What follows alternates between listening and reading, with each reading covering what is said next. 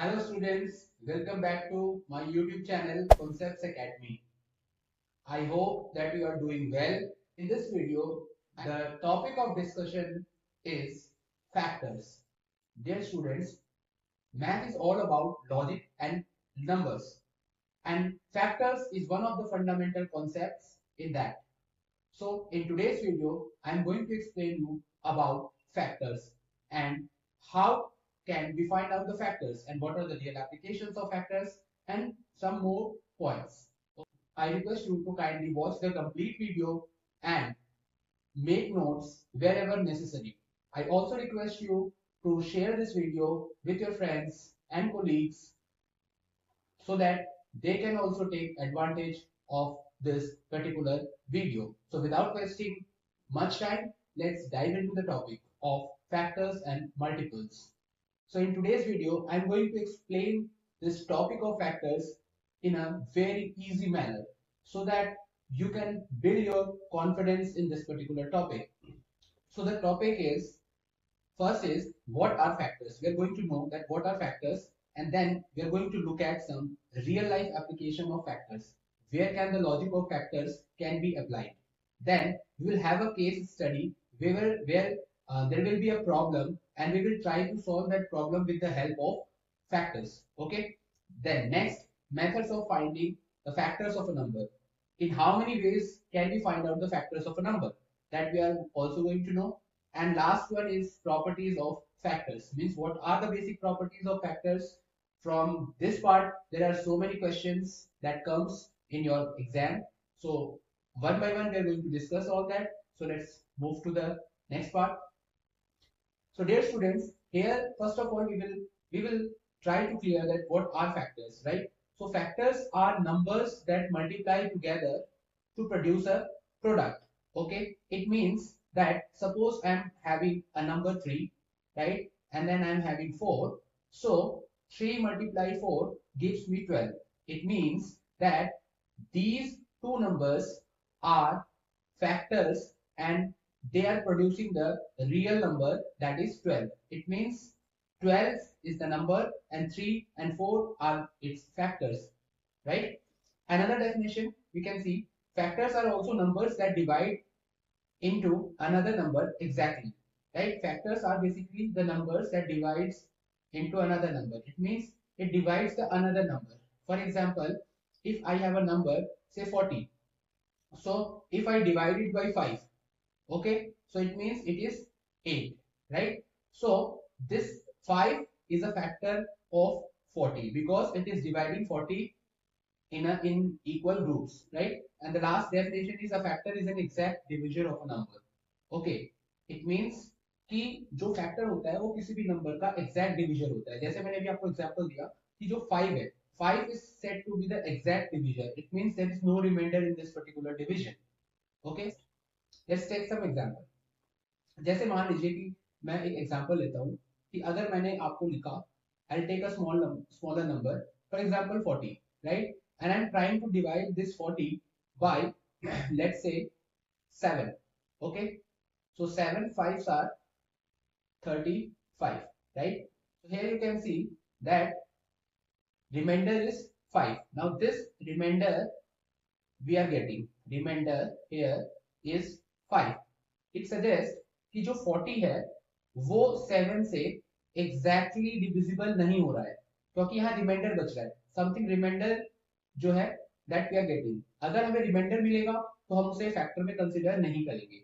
उसी की जगह अगर मैं एक और एग्जांपल आपको देना चाहूँ, जैसे मान लीजिए अगर मैंने ये नंबर सेम लिया 40 और अब अगर मैं इसको डिवाइड कर रहा हूँ 8 से, right? So 8 5s are 40. Okay, so in this case when the remainder is 0, right, this remainder is 0, so it suggests कि जो 8 है 8 is a factor of 8 is a factor of 40, यानी 8 जो है वो 40 का फैक्टर है. on the other hand जो आपका 7 था, 7 is not a factor of 40.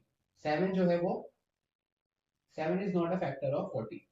ठीक है, तो नंबर सेम है हमारे पास 40, लेकिन हमने जब 7 से डिवाइड किया तो ये डिवाइड पूरा नहीं हुआ, इसलिए 7 जो है वो उसका फैक्टर नहीं बन सकता, लेकिन 8 जो है वो उसका फैक्टर बनेगा बिकॉज उसने 40 को कंप्लीटली डिवाइड कर दिया। अब हम देखते हैं कि फैक्टर्स का, अगर हम फैक्टर्स सीखें तो उसके एप्लीकेशंस कहाँ-कहाँ हैं। जैसे for example I have presented here in front of you some points, so you will try to find out. सबसे पहले अगर आप देखें तो जो नंबर 1 है शेयरिंग एंड ग्रुपिंग। अगर किसी चीज को शेयर करना है, ग्रुप करना है, डिस्ट्रीब्यूट करना है इक्वल ग्रुप्स में, तो यहाँ आप फैक्टर अप्लाई कर सकते हैं। अरेंजिंग और डिस्ट्रीब्यूटिंग आइटम्स, अगर किसी आइटम्स को आपको अरेंज करना है, फॉर एग्जांपल चेयर अरेंज करनी है या लोगों को अरेंज करना है, ठीक है, ग्रुप्स में इक्वली, सो यहाँ आप कॉन्सेप्ट अप्लाई कर सकते हैं फैक्टर्स का।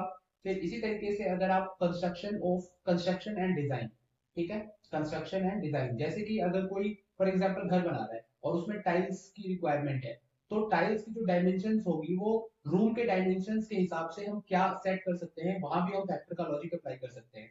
Then packaging and manufacturing, packaging जो इंडस्ट्री होती है उसमें भी जैसे कि जो डिफरेंट कंटेनर्स होते हैं, तो उसमें हम किस कंटेनर में किस साइज का जो है कितनी हम आइटम्स को या ऑब्जेक्ट्स को हम पैक कर सकते हैं, so that is also the application of factors. And then simplifying fractions, अगर फॉर एग्जांपल कि हमें फ्रैक्शन का कोई क्वेश्चन दिया जाता है, let's say it is 20 right, तो अगर हमें यहाँ अप्लाई करना है तो हम क्या करेंगे कि इन दोनों नंबर्स को हम किसी सेम नंबर से, हम कॉमन नंबर से डिवाइड कर देंगे।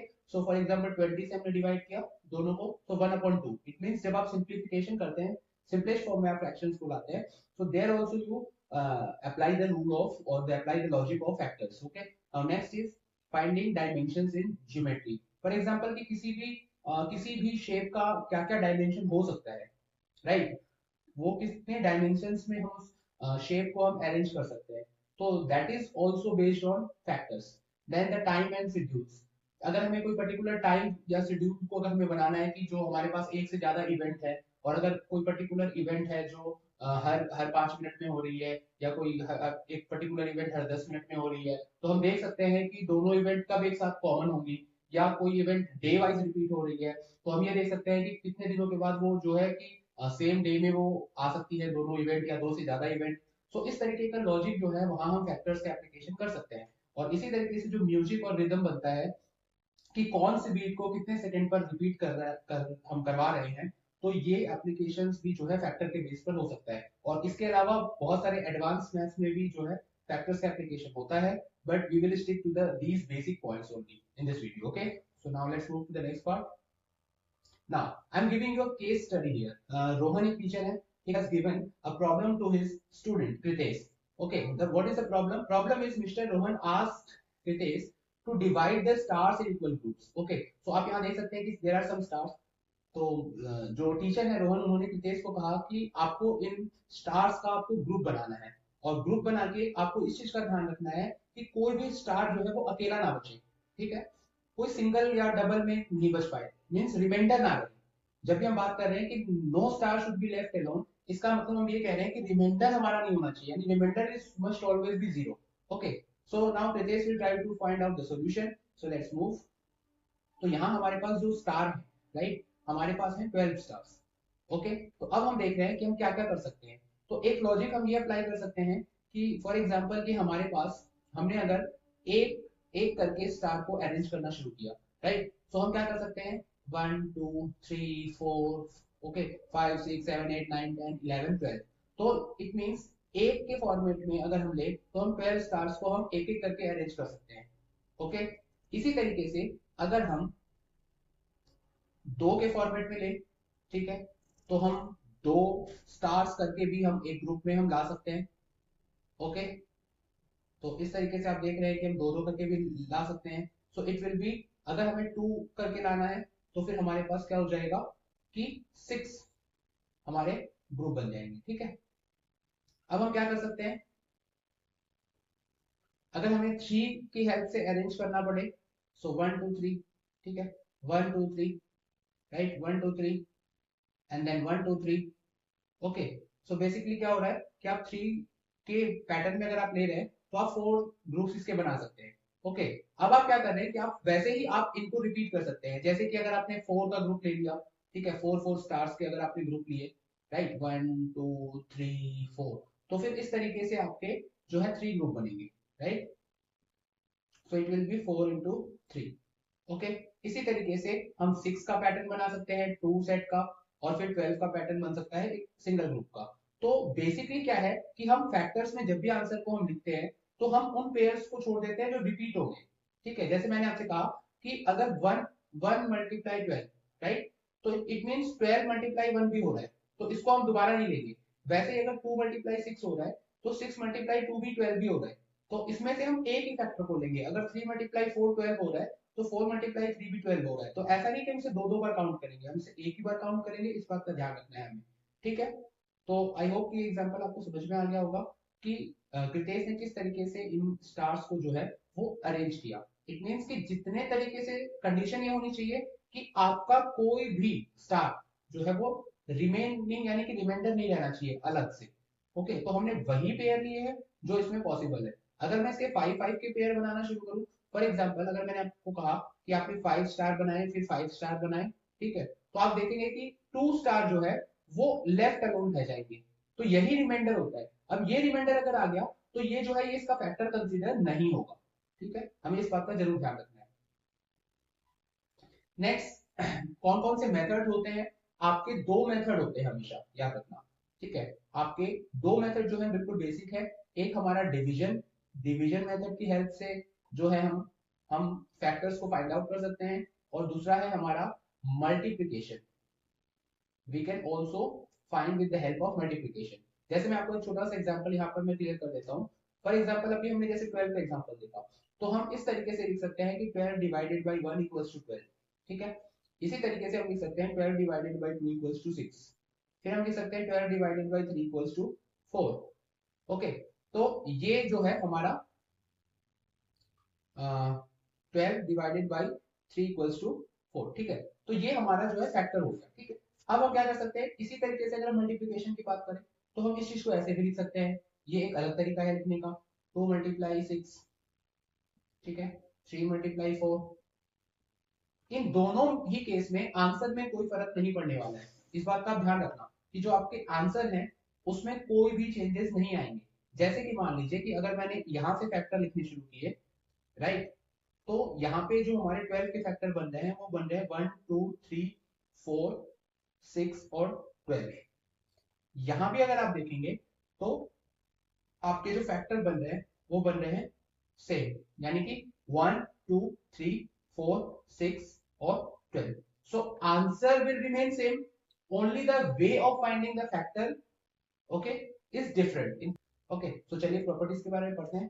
तो नंबर वन इज कि every number has at least two factors. ठीक है, you can select any number, उसके दो फैक्टर होंगे। ओके, वन से आपको नहीं काउंट करना है क्योंकि वन के जो है वो आपके एक ही फैक्टर होंगे। ठीक है, बट स्टार्टिंग फ्रॉम टू, वहां से अगर आप कोई भी नंबर सिलेक्ट करते हैं कितने भी डिजिट का, तो उसके कम से कम दो फैक्टर जरूर होंगे। इट मींस कि हर नंबर के कम से कम दो फैक्टर होंगे एक्सेप्ट वन, वन को छोड़कर। जैसे अगर मैं एक एग्जांपल ले लेता हूं आपके सामने, फॉर एग्जांपल मैंने लिया 20। ओके, तो 20 के अगर मैं फैक्टर्स लिखता हूँ 1 2 4 5, ओके, 10 एंड 20, तो आप देख पा रहे हैं कि यहाँ पर जो है 20 के कितने फैक्टर्स हैं, आप काउंट कर लीजिए 1 2 3 4 5 6। ओके, सो टोटल 6 फैक्टर्स हैं। अगर मैं कोई और नंबर सोचूं, फॉर एग्जांपल मैंने सोचा 17, 17 के जो है 1 और 17 इसके दो ही फैक्टर है। ठीक है, 19, 1 एंड 19 इसके भी दो ही फैक्टर है। Okay, on the other hand अगर मैंने 24 ले लिया, सो 1 2 3 4 6 8, ठीक है, 12 एंड 24, राइट। तो इसके आप देख सकते हैं 2 2 4 2 6 एंड 2 8, यानी कि इसके 8 फैक्टर्स हो गए। बट आप जो हमने चार एग्जांपल्स देखे हैं उसमें एक चीज कॉमन है कि कम से कम हर नंबर के दो फैक्टर होंगे। नेक्स्ट है one is a factor of every number. ठीक है, वन हमेशा जो है वो कंसिडर होगा, हमेशा कंसिडर होगा एज अ फैक्टर। कोई भी अगर हम नंबर पिक करते हैं, फॉर एग्जांपल अभी मैं आपके सामने फिर से दो या तीन नंबर ले रहा हूं, फॉर एग्जांपल 8 10 और 12। ठीक है, आपके सामने ये तीन नंबर है, राइट। तो 8 के फैक्टर्स लिखे 1 2 4 8, 10 के फैक्टर्स लिखे 1 2 5 और 10, और इसके लिखे 1 2 3 4, ठीक है, 6 और 12। और फॉर एग्जांपल अगर हमने लिख लिया से 27, तो 1 3 9 और 27। ठीक है, तो ये हमारे जो है फैक्टर्स हो गए। अगर हम इसे ऑब्जर्व करें तो ये जो वन है it is always there, right. One, आप हर प्राइम नंबर हो, कंपोजिट नंबर हो, कैसे भी नंबर हो, वन हमेशा वो फैक्टर है जो सभी में रिपीट होगा, ठीक है। सो ये बहुत ही important property, one is a factor of every number. So let's move to the next part. Every number is a factor of itself. Number हमेशा खुद का फैक्टर होता है, मतलब कि फैक्टर की मीनिंग ये होती है कि वो अपने आप को डिवाइड करेगा, राइट। तो जैसे अगर मैंने कहा कि 40, सो 40 जो है it divides itself, right. In the same way 55 it divides itself. So जो नंबर है वो फैक्टर ऑफ इटसेल्फ, यानी नंबर जो है वो हमेशा अपना भी फैक्टर होगा क्योंकि वो अपने आप को डिवाइड करता है। Clear. Next, a factor is always less than और equal to the number. Factor हमेशा जो है वो उस नंबर से लेस होगा, राइट, या उसके इक्वल होगा, उस नंबर से बड़ा नहीं हो सकता। जैसे अगर मैं कहूं कि आपने अगर 20 के फैक्टर्स लिखे, फॉर एग्जाम्पल 1 2 4 5 10 20, तो आप इसके कोई भी फैक्टर को आप पिक कर ले, ठीक है।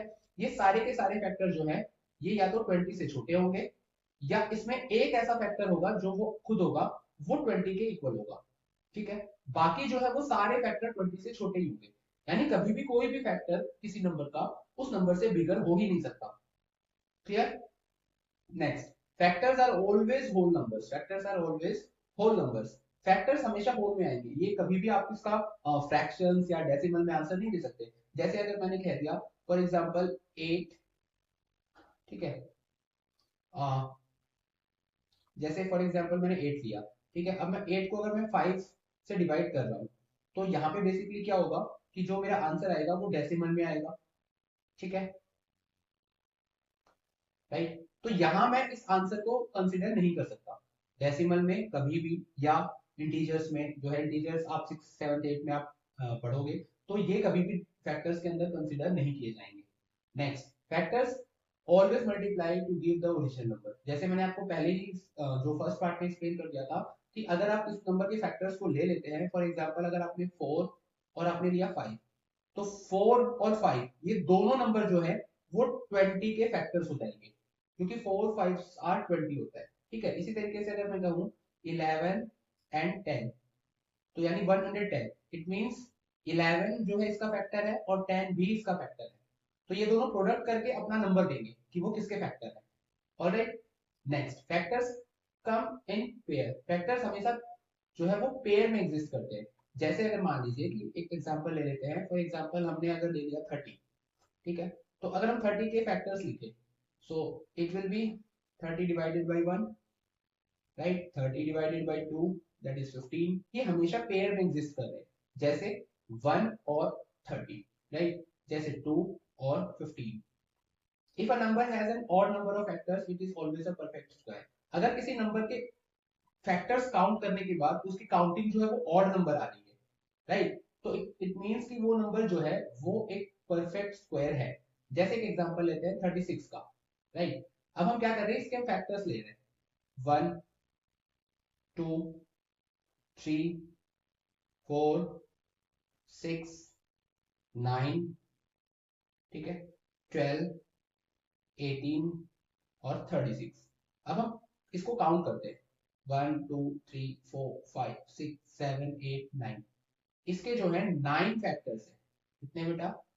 9 फैक्टर्स। और 9 की जो काउंटिंग है वो ऑड में है। तो इसका मतलब ये है कि अगर किसी भी नंबर के जो फैक्टर्स हैं वो अगर ऑड काउंटिंग को रिप्रेजेंट कर रहे हैं, तो वो नंबर जरूर एक परफेक्ट स्क्वायर होगा।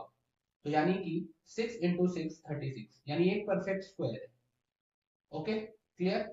चलिए, if a number has an even number of factors. अब अगर किसी नंबर के इवन फैक्टर्स है, ठीक है, ऑड फैक्टर्स नहीं है, जैसे मान लीजिए कि अगर हमने लिखा 24, तो इसके फैक्टर्स हम देखते हैं 1 2 3 4 6 8 12 24, ठीक है। अब इसके काउंट करते हैं, 2 2 4 2 6 और 2 8। इसके जो फैक्टर्स हैं वो 8 है, यानी इसकी जो काउंटिंग आ रही है फैक्टर्स की वो इवन में आ रही है। तो अगर ये इवन में आ रही है तो ये नंबर जो 24 है ये कभी भी can not be a perfect square. ये कभी भी परफेक्ट स्क्वायर जो है ये नहीं हो सकता। Okay, clear.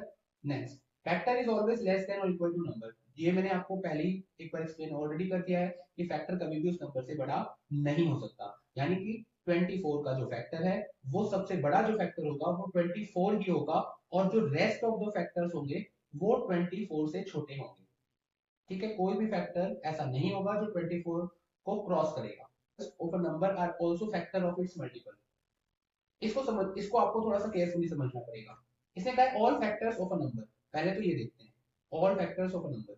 जैसे मान लीजिए कि अगर मैंने 6 लिया एक नंबर, और मैंने कहा इस 6 के जितने भी फैक्टर हैं, राइट, 6 के कितने फैक्टर्स हैं, ये सभी फैक्टर जो हैं वो 6 के हैं, और ये सभी नंबर जो हैं 6 के जो मल्टीपल्स होंगे, ठीक है, यानी अगर आप 6 के मल्टीपल लिखेंगे 6, 12, 18, ठीक है, 24, 30, राइट, तो यानी 6 के जो भी मल्टीपल होंगे उनके भी फैक्टर्स ये जरूर होंगे। क्योंकि ये सारे नंबर 6 के फैक्टर हैं, इसीलिए ये सभी नंबर 6 के मल्टीपल्स के भी फैक्टर्स होंगे, राइट। तो ये पॉइंट आपको बहुत ही अच्छे से जो है वो आपको समझ में आना चाहिए। Clear? Next, factors of a number are finite और लिमिटेड। फैक्टर्स हमेशा लिमिटेड होते हैं और फिक्स्ड होते हैं। अगर मान लीजिए आपने 8 के फैक्टर लिखे 1, 2, 4 और 8, तो इसके फैक्टर्स जो है 4 फैक्टर्स है, ये काउंटेबल है, आपने अभी काउंट कर लिया, ठीक है, ये फिक्स्ड है, यानी कि हमेशा 8 के अगर आप फैक्टर्स फाइंड आउट करेंगे तो यही फैक्टर आपको मिलेंगे, 1, 2, 4, 8, ये कभी चेंज नहीं हो सकते, ये फिक्स्ड है, ठीक है, लिमिटेड है, काउंटेबल है और फिक्स्ड है। क्लियर? तो किसी भी नंबर के फैक्टर्स जो होते हैं वो हमेशा लिमिटेड या काउंटेबल होते हैं और फिक्स्ड होते हैं। अब कुछ स्पेशल हम बातें जान लेते हैं, जैसे zero is not a factor of every number. अगर आपको कोई कह दे कि जीरो क्या फैक्टर है, तो आप कहेंगे कि जीरो कभी भी किसी नंबर का फैक्टर नहीं है, क्योंकि डिवीजन बाय जो जीरो है वो नॉट डिफाइंड। इट मींस अगर मैंने 12 को जीरो से डिवाइड करना चाहा तो ये डिफाइंड नहीं है मैथ्स में। ओके, तो इसीलिए जीरो किसी का जो है फैक्टर नहीं हो सकता। और फिर एक चीज और मैंने आपको बताया था कि one is a factor of every number. तो वन एक ऐसा नंबर है जो एक यूनिवर्सल फैक्टर है, यानी वो हर नंबर में प्रेजेंट है। यूनिवर्सल का मतलब जो हर जगह हो, ठीक है। तो वन जो है, अब आप किसी भी नंबर का फैक्टर्स निकालेंगे तो उसमें आपको वन जरूर मिलेगा, उसकी प्रेजेंस जरूर मिलेगी। सो that is why one is a universal factor. One क्या है? एक यूनिवर्सल फैक्टर है। ओके, ठीक है, चलिए। अब वीडियो तो आपको समझ में आ गई होगी, अगर फिर भी समझ में नहीं आई है तो आप दोबारा इसे रिवाइंड करके देख सकते हैं, और देखने के बाद अगर आपको वीडियो को बहुत अच्छे से आपको क्लियर हो गए हैं सारे पॉइंट्स, तो आपके लिए मैंने कुछ क्वेश्चंस होमवर्क में दिए हैं, ठीक है, आप इन क्वेश्चंस को सॉल्व करें और फैक्टर्स के कंसेप्ट को और स्ट्रॉन्ग करें। सो वीडियो के अंत में हम पहुंच चुके हैं, और यहां तक पूरी वीडियो देखने के लिए आपको जो है दिल से धन्यवाद। और वीडियो को आप लाइक शेयर जरूर करें, अपने फ्रेंड्स तक ये वीडियो पहुंचाएं। और जो मेरी कोशिश है कि ज्यादा से ज्यादा बच्चों को जो है मैथ्स का जो फोबिया है, सबसे पहले वो फोबिया उनके अंदर से दूर करूं मैं, और जो बच्चा मैथ्स में इंटरेस्ट नहीं लेता है उसके इंटरेस्ट को डेवलप करूं, या फिर जो कोई ऐसा स्टूडेंट है जो कि बियॉन्ड अपने लेवल के कुछ और सीखना चाहता है, ठीक है, तो उसको भी, उसके लिए भी ये एक्स्ट्रा जो कंसेप्ट है वो बहुत ही हेल्पफुल होने वाले हैं। ठीक है, तो प्लीज आप वीडियो को शेयर करें, मैक्सिमम वीडियो को आप शेयर करें, और इसी तरीके से मैं आपको लगातार सीरीज प्रोवाइड करता रहूंगा। और मेरी कोशिश यही रहेगी कि वीडियो को शॉर्ट रखा जाए, और वीडियो में जो इंफॉर्मेशन है वो आपकी बहुत ज्यादा वैल्यू एड ऑन करेगी आपके कॉन्सेप्ट में। तो फिर मिलते हैं अगले वीडियो में, तब तक के लिए बने रहिए कंसेप्ट एकेडमी पर। Thank you very much.